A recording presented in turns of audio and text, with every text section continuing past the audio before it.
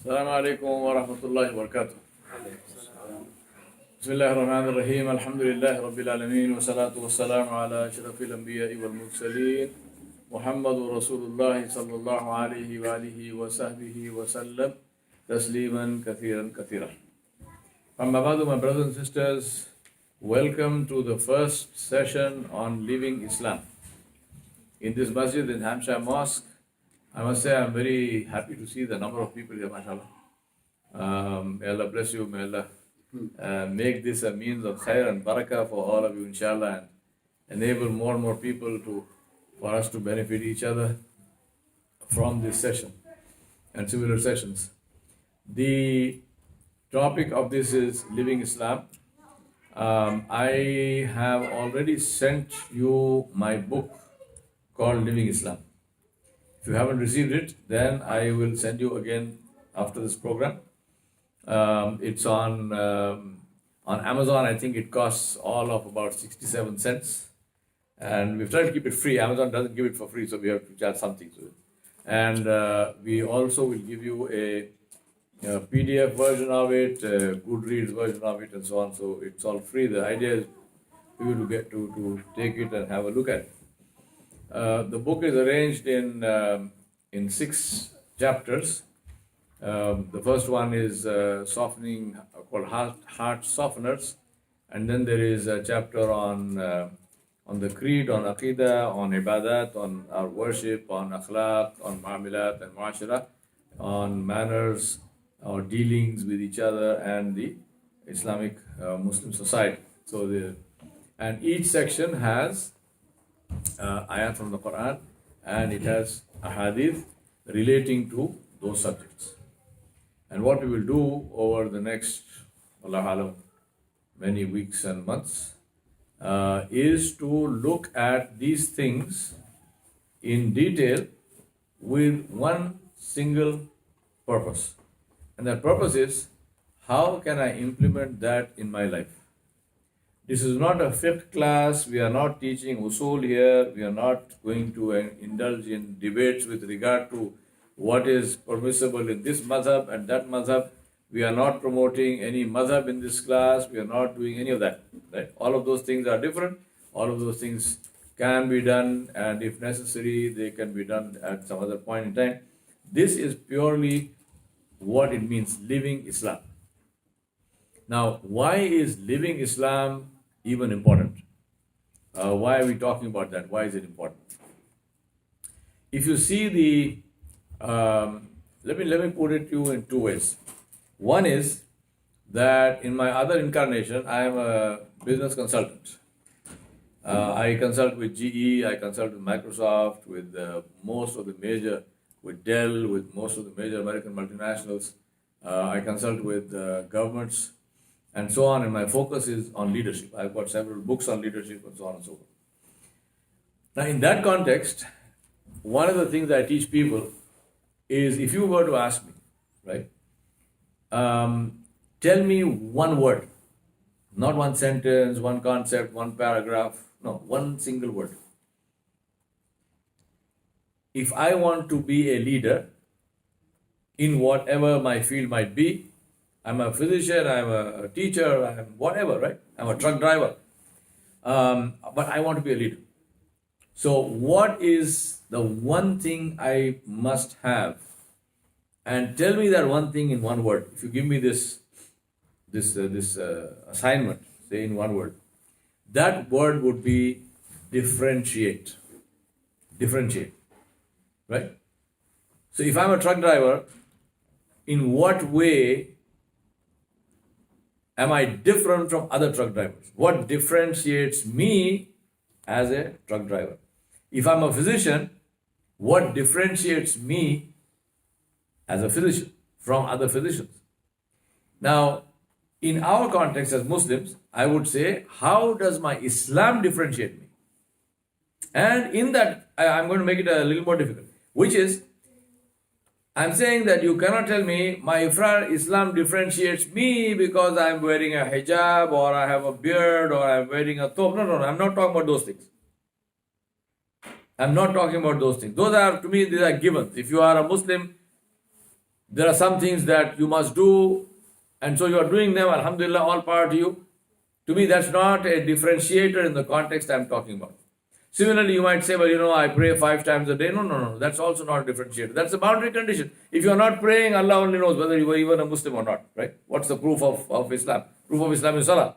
So if I'm not praying, then if you say, are you a Muslim? I don't know. I mean, how do you know? Because you've never seen me pray.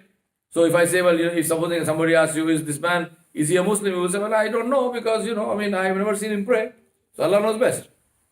So that's not a differentiator. Now, therefore, a differentiator is something which sets you apart. And in our case, on the basis of Islam. So how does my Islam make me different in a positive way from anyone else who is in my line of work or my position in society, as a father, as a mother, as a son, as a daughter? How does my Islam differentiate me from everybody else?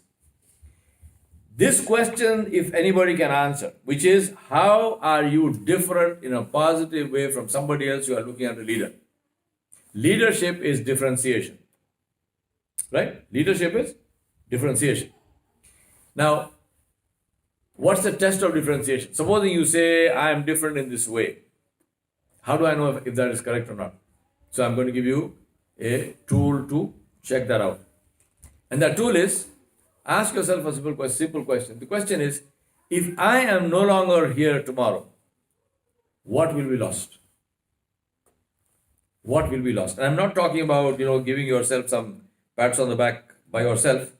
I'm saying, seriously, if someone were to come and do a survey of your constituents, if someone came and asked you, when I've been this masjid only a couple of times, I've done two khutbahs here and so on. Inshallah, we'll see each other on a regular basis from now on. But I'm saying, if somebody came to you tomorrow morning and said that Sheikh Yawar is no longer here, he's never going to come back here, right? He died last night. What do you think? Have you lost something? Does it make a difference to you? Right? I'm not saying you're saying, no, a nice guy, I'm sorry he died. No. Effectively, what difference is his absence? What is the hole it left in the water? His absence, does it actually make some material difference to you? Now, if you can answer that question, then that is the way in which I have differentiated myself. If you say, well, you know what, I mean, he was a nice guy, I'm sorry he's dead, but really speaking, this is the reason I miss him, because he is no longer going to be here. We have now a deficiency. We got to fill this. There's something that he used to do. Now we got to find someone else to do that. We like the way he was doing it, and so on. Now, if that question is answered, that is the way in which I am differentiating myself. You get the point I'm saying? So differentiation is how you and I are different in a positive way. Now, people can be different in a negative way. You are some freaked out character. When you are dead and gone, people will say, thank God he's gone. He was a big pain when he was here. No, we are not saying that. We are saying in a positive way, how are you and I different from anyone else in such a way that it makes a positive difference to the world. The usual example I give people is, our phones. I'm sure it happened to many of us. We go to some place and suddenly you find there's no signal. Right? Now imagine, it's like, for a lot of people, that's like, oh my God, this is like fate worse than death. How can I be in a place where there's no phone signal? And somebody says to you, what is the great emergency that's going to happen? What's this? Why are you so hassled? Because there is no signal. You're not staying here forever. It's a matter of maybe an hour or something. Just imagine it is 1978. So no, can't do that. My God, there's no signal. What? Because this thing benefits us. Right? Whether you like it or not, we can say a lot of bad stuff about the phones and so on, but the reality is that the phones are useful. Anything useful, if it disappears, people have a sense of loss. So, question asks you and ask myself is this. May Allah protect the Muslims, may Allah subhanahu wa ta'ala protect the signs of Islam wherever they are. But, if tomorrow morning the world wakes up and there are no Muslims. Magically, they have disappeared. There's no Muslim on the face of the planet. There's no masjid. All the masajid are gone. All the Darul Ulooms are gone. All the jamiat are gone. Every sign of Islam and Muslims has disappeared. There are no Muslims. What do you think the rest of the world will say? Will people come out in the street and say, oh my God, what's this? It's a disaster, it's absolute chaos. I mean, where have the Muslims gone? My God, these people were so beautiful. They benefited us, they were such wonderful people. Where have they gone? Go find them. Are they going to say that?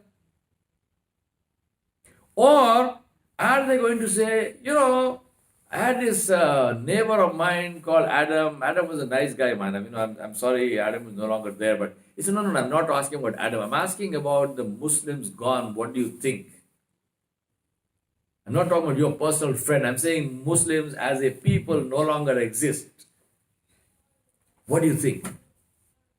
Yeah? That's a tough one, right? I mean, what do you think people will say? My own guess, Allah knows best, because obviously I haven't done any survey. My own guess is people will miss individuals, but collectively, as a ummah, as a people, you might have a reaction from indifference to saying, thank God it happened. It's very happy. Allah knows best. Because, same rule. Anything which is beneficial is missed. Anything which is beneficial is also protected. Anything which is not beneficial is garbage. What's the definition of garbage? Trash. Something is not beneficial. I mean, it sounds like hard to say something, but that is the reality. The same phone, I had one. My first Android phone I got. One day it turned into a brick. It just died, completely finished. Khalas. Right? I took it to the repair shop. The guy said, "I'm sorry, this is a problem with the hardware and with the operating system. It happens one in a million." So I say, yeah, I had to be that one in a million. I feel very special. So, and for my luck, my warranty ran out the previous week. So I said, now what do I do with this? The guy said, you might like to test and see how far you can throw it, because there is nothing you can do with it. Now my point is, here was a phone. Now I didn't steal it, so I bought it. So I spent money on that thing. It served me well for the time that I had it. But when it died, what do I do with it? Do I say, you know what, this is a beautiful thing. I mean, it served me so well, but let me keep it. I'm going to carry it in my pocket, right? Maybe I put it on a chain on my neck or something. No. If it stops fulfilling its purpose, it is trash. What do you do with trash? You chunk it. You throw it. Now, this is also the situation with people. Not only Muslims, anybody. People value that which adds value.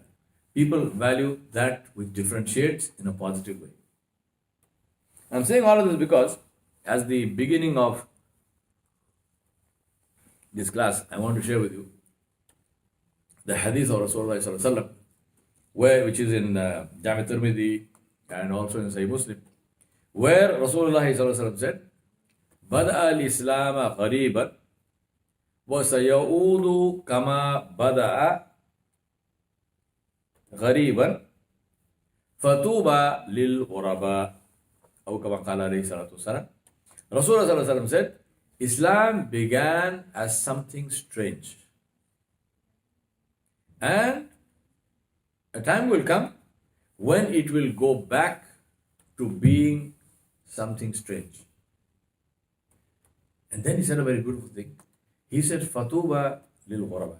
He said, give the glad tidings of Tuba to the ghuraba, to the strangers. Islam began as something strange. Islam will go back to being something strange. give the glad tidings of Tuba to the strangers. They asked him, Ya Rasulullah, what is Tuba? He said, Tuba is the name of a tree in Jannah. One of the trees in Jannah, it's called Tuba. So he said, give the glad tidings of the tree in Jannah, meaning what? Meaning give the glad tidings, the good news of Jannah to the people who are the strangers. Now, who is a stranger? If you say Islam began as something strange, what was strange about Islam? I know you guys are having a Sira class which WhatsApp is doing, mashallah, may Allah bless you. And I'm sure you have either heard that already or you will hear in the course of, I don't know exactly where you are in the Sira, but you will hear this. What was strange about Islam? One, of course, was the unity of the worship of Allah subhanahu wa ta'ala, Tawheed. Right? So this was something which was seen as strange because you had people who were they were polytheistic people in a polytheistic society. So for them, the idea of worshipping only one God, worshipping Allah subhanahu wa ta'ala was strange. But what else was strange? Now this is an aspect of Islam that we don't usually focus on. What was strange was Islam wiped out racial discrimination. Very strange.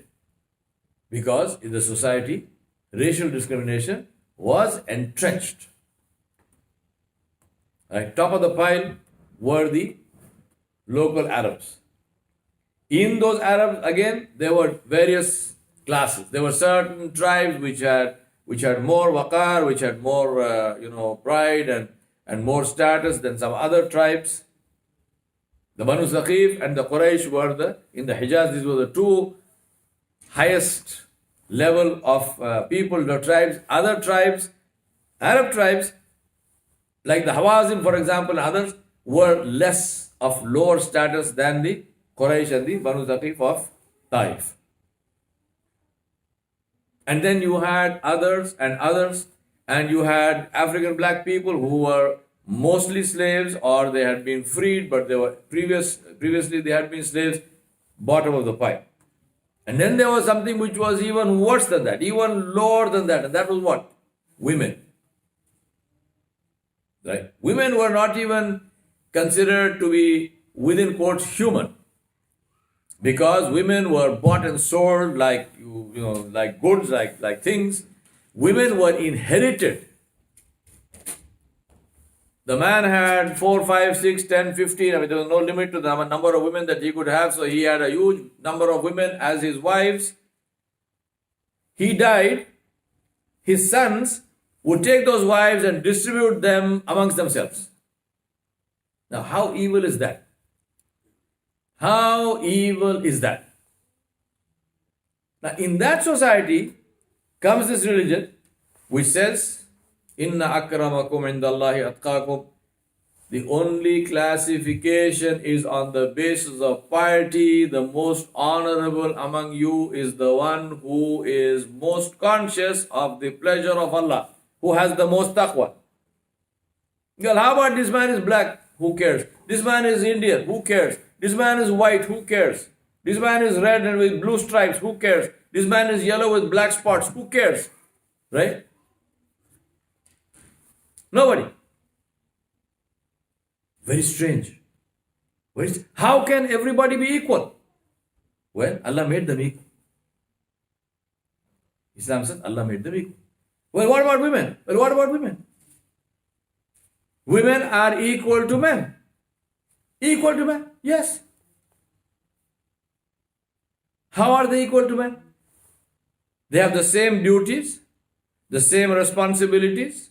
They can own property. They can buy property. They can sell property. They can inherit property. They can bequeath property. How are they different? Equal. Strange concept, right? Very strange. Islam came with the concept of haya, the concept of dignity, where Allah subhanahu wa ta'ala said there are boundaries for behavior. If I'm happy, by all means, express your happiness. but do it with dignity. No, I'm so happy. I want to get drunk and I want to, really paint the town red. No. That's beyond the boundary of dignity. Happiness with dignity. Okay, there's grief. I'm bereaved. I had a tragedy in my house or whatever it is. Now I'm so terribly grieved that I'm going to tear my clothes and I'm going to throw mud on my face and I'm going to scream and I'm going to roll on the floor. No. Dignity. Yes, you are sad. Yes, you have grief. Express the grief with dignity. Express happiness with dignity. I'm angry. There is this man, there is this woman who has done something bad. I'm so angry. I want to curse. I want to, I foam at the mouth. I want to beat them up. No. Yes, you are angry. Yes, you have a right to be angry. Somebody who is not angry when there is a need to be angry, you have to ask him, is your brain working? How come you are not offended? How come you are not angry? Because something wrong is happening. You should be angry. Anger is not the issue. Issue is how do you express that anger? Do you express that anger in a way which does not violate the human rights, the dignity of the other person? Do you express that anger in such a way that the other person understands what they did wrong and they will change themselves? Or are you going to insult the other person, demean the other person, and in the process demean yourself, because anybody who's cursing is really demeaning themselves. Not the other person. You are behaving in a way which is demeaning to you as a human being. Islam said, no, you can't do that. Rasulullah Sallallahu Alaihi Wasallam was in Medina. He was walking somewhere. He saw a man beating another man. The other man was a slave. Why? Allah knows best what he did. This man was beating him. Rasulullah Sallallahu Alaihi Wasallam said, fear Allah. Fear Allah, fear Allah. The man turned around, Ya Rasulullah. Nabi Sallallahu Alaihi Wasallam said, fear Allah, because Allah has more power over you than you have over this man. That man said, Ya Rasulullah, I free this man. He's no longer my slave. I free him. I apologize to you. I apologize to the man. I apologize to Allah Subhanahu Wa Taala. I free the man. He didn't say, no, he's your slave. You can beat him. No. Sometimes people say, how come Islam did not abolish slavery? My submission is, Islam did abolish slavery. Islam abolished slavery in a different way. There are various ways of doing things. One is to say, this don't do from today onwards. That's one way. Another way is, to practice that thing, you make it more and more difficult and more useless. There's no point in having that. And to leave it, you make it better and better and more attractive. So what happens? Effectively, you have abolished it. That's what Islam did. The benefit and the reward for freeing slaves, huge. And if you want to keep a slave, now why does someone want to keep a slave? Because effectively, if I have a man as a slave, then I am telling myself that I am getting work for free. If he was a servant, then I would have to pay him a salary. But if he's a slave, I have to pay him nothing. Right? I can keep him in some human conditions, I can feed him some trash, and he's going to work for me, and that work is for free. This is within quotes, the reason for slavery. What did Islam say? Islam said, if you have a slave, you feed him what you eat. He wears what you wear. If he does some work for you, you pay him. Right? You keep him in conditions, he sleeps in the same kind of place where you sleep. So at the end of all this, you say, well, why must I have a slave? Yeah, exactly. That is what you are being told. There is no sense in you having a slave. Free the man. And now, because you freed the man, Allah will give you Jannah. Alhamdulillah. The man can still work for you, no problem. Pay him a salary. He is not a slave. If he wants to walk away, he walks away. So dignity, right? So this is the way in which Islam came. Now tell me something. If you think about it, the vehemence with which the Quraysh opposed Rasulullah Sallallahu Alaihi Wasallam, believe me, it was not because of theology alone. It was not because they didn't want to worship Allah subhanahu wa ta'ala. They were already worshipping Allah subhanahu wa ta'ala. Allah was the name for their head God. When Nabi Sallallahu Alaihi Wasallam asked them, Allah, this is in the Quran, Allah subhanahu wa ta'ala said, why do you? They say that they don't worship idols. They say that the idols help them to get close to Allah. Right? So when they ask them, why are you worshipping idols? He said, no, we are not worshipping the idol. This idol is really it's Allah we are worshipping, but the idol helps us to get close to Allah. So that was not the problem with them. They had two problems. One problem was with the concept of the akhirah, that they are accountable to Allah subhanahu wa ta'ala on the day of judgment. And who's Allah? The one from whom nothing can be hidden.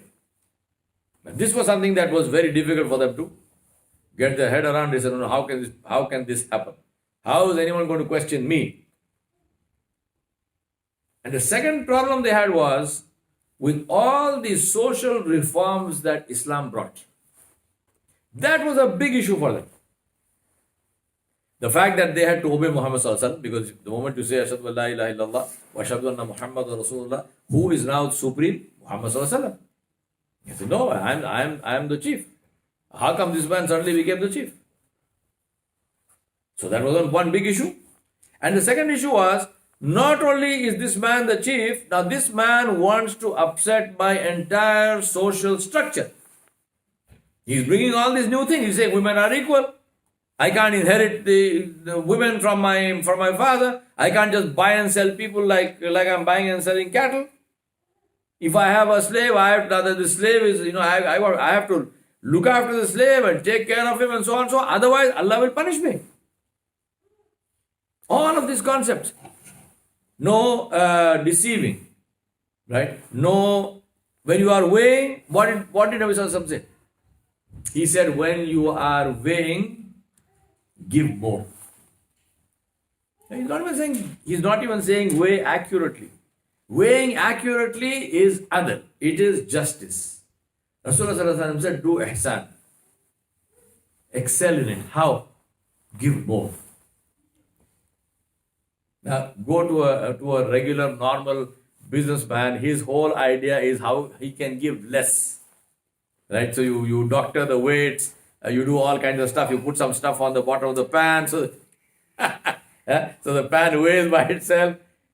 Somehow I am getting $2 from you. I must give you something worth less than $2. So I make I'm making a profit on $2 anyway, but I want to make some more profit underhand way.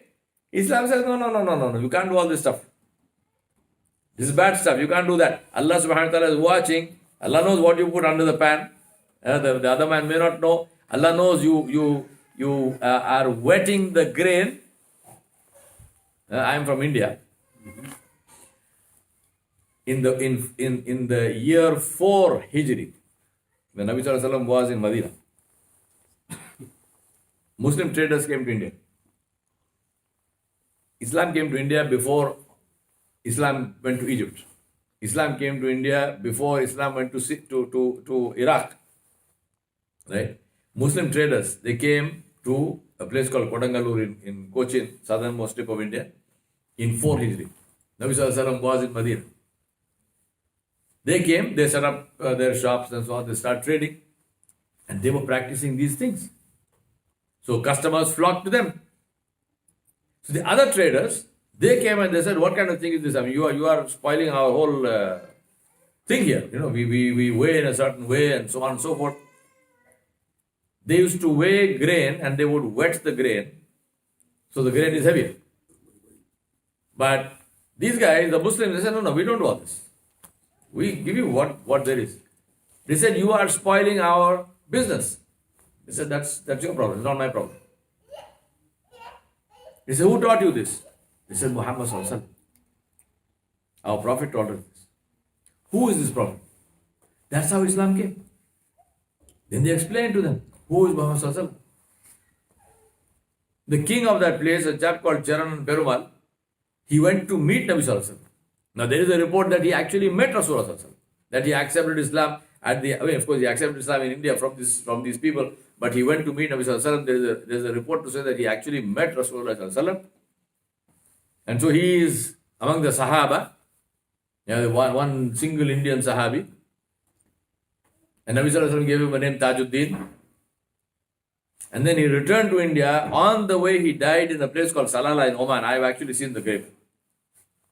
In Oman, in Salalah, he passed away. On this side of the Gulf. How did this happen? Differentiation. Gharib. Strangers. So how are they strangers? In a society that is characterized by oppression, somebody who stands for justice is a stranger. In a society that is characterized by discrimination, somebody who stands for equality is a stranger. In a society that is characterized by promiscuity and shamelessness, a person of dignity and haya is a stranger. In a society that is characterized by ignorance, a person who is focused on knowledge and learning is a stranger. In a society that is characterized by cruelty, a person with compassion is a stranger. A society that is characterized by greed, a person who is charitable is a stranger. All of ways in which we can be strangers in positive ways. Now today, I tried to draw a rough sketch also for you in all that I said about how Meccan society was. Right? Now I want you to do a little bit of an exercise, mental exercise, which is think about our society today. When I say our society, I don't mean just in New England or in America. I mean globally speaking. What kind of society do we have today? And do you think it reflects how Meccan society was? Globally speaking, our society today, is it characterized by oppression or by compassion? Which one? Oppression. Is it characterized by promiscuity and shamelessness, or is it characterized by haya and dignity? Shameless. I mean, shamelessness is big time business, big business. Yeah. Hollywood, Bollywood, Tollywood, everything is all, it's all focused on that, right? Is our society characterized by greed, or is it characterized by generosity and charity? Which one? Greed. Single point of reference for everything in the society is profit. And according to me, that's the worst way. Absolutely the worst way. Because if you are focused only on profit, then you will sacrifice every human value at the altar of profit. You cannot say that the only way of assessing somebody's worth is money. It's not. It cannot be. You cannot demean human beings like this. But this is what we are. When we say net worth, what do you mean? Are you talking about character or are you talking about money? Right? Jeff Bezos, the Amazon guy, he had an affair with a woman. He was married to this woman. This lady was faithful to him for I don't know how many years, 20 years, 25 years. Meanwhile, this guy is having an affair with somebody else and the whole thing comes out. And so they get divorced. What were the headlines, if you recall? And if you don't recall, just go back and search. What were the headlines?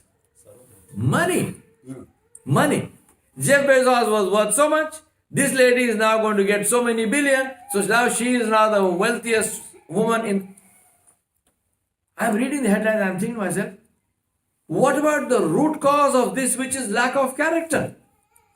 What about root cause of this, that here is this man who lied and who was unfaithful to his wife? Does that have any worth to anybody? I mean, is that, do you think that's important? Really? I mean, do you really think it's important? Is it important for someone to be faithful to their spouse, to their husband or wife?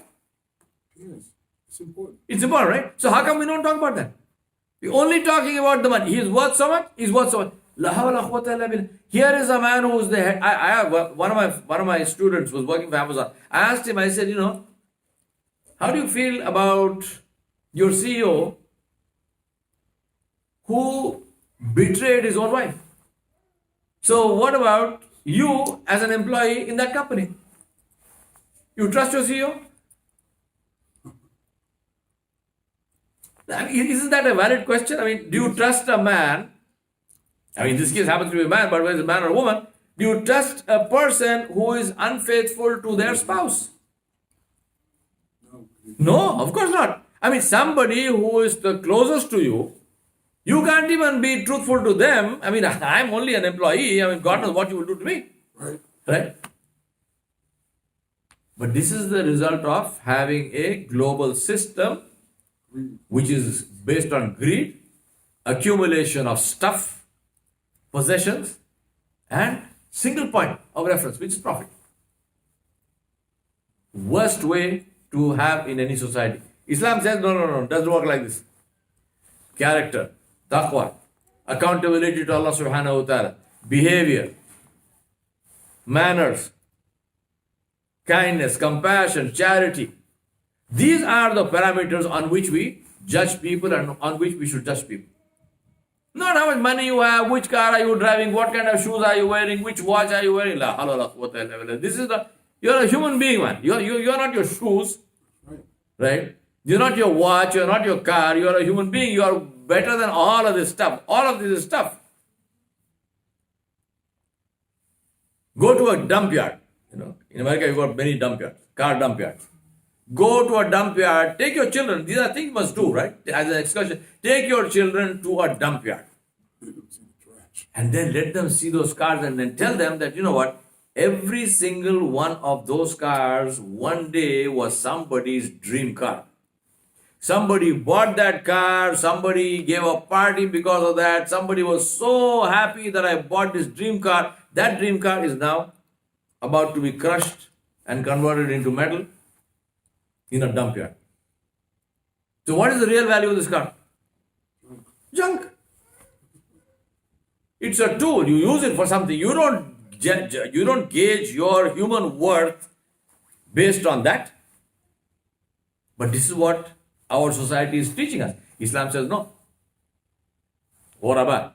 Stand out as strangers. When people want to talk about justice, they must look at Muslims. Believe me, I'm not talking through my turban.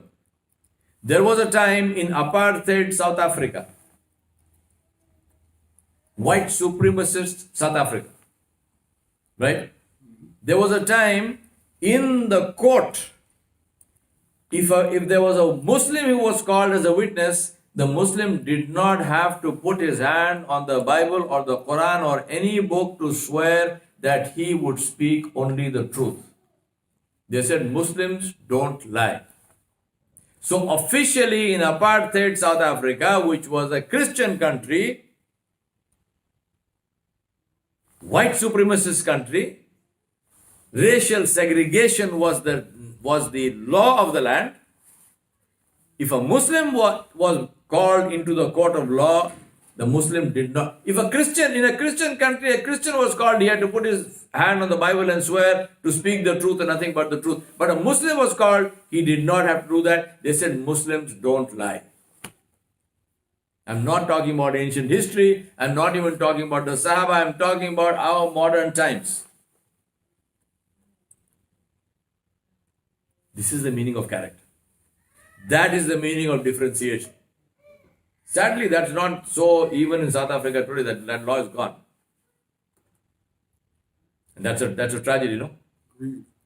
That's a tragic thing. But I'm saying that, okay, that's tragic, but the point is this can come back.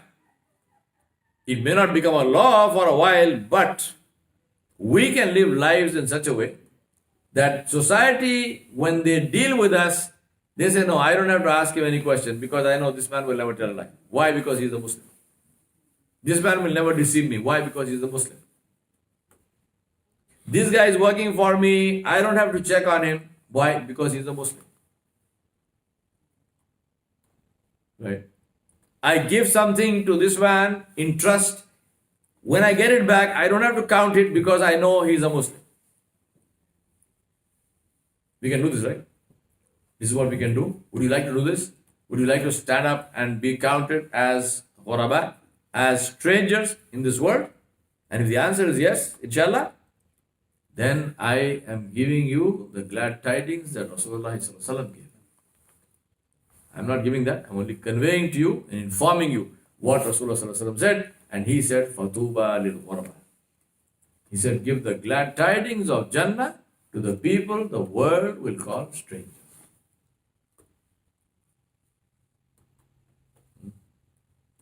This is the meaning of living Islam. Living Islam is to do this because you love Allah. Do this because you love Rasulullah. So my submission to you is that if you would like to do that, make this into a rule for yourself. And say every day, I will do one thing for the sake of Allah. So at the end of the day, ask yourself, what did I do for Allah today? Right? Make this into a rule. You say, every day I'm going to ask myself, before I go to bed, I'm going to ask myself, keep a notebook. It's a good idea. Just keep a small notebook by the side of your bed with a pen and say, what did I do for Allah today? And don't include worship. Don't say, I prayed 2 rakat of tahajjud. No, that's different. Some action.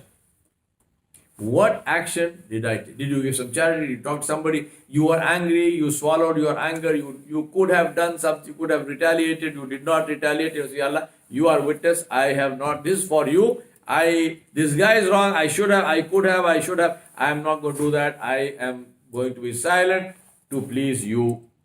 No one even knows you are doing all this because it's an internal process. Alhamdulillah, Allah knows. What did I do for Allah today? Right? If we can do this, inshallah, believe me, it's a big step forward. Inshallah. Right? So shall we? Can we do that? All of us, brothers and sisters, inshallah. Yeah. Jazakumullah khairan. May Allah subhanahu wa ta'ala bless you. May Allah be pleased with you. May Allah reward you. May Allah accept all your du'as with afiyah, with khair. And then may Allah subhanahu wa ta'ala give you more than what you could ever imagine. وصلى الله على نبي الكريم وعلى آله وصحبه أجمعين برحمتك يا أرحم الراحمين. سبحانك اللهم وبحمدك أشهد أن لا إله إلا أنت أستغفرك وأتوب إليك.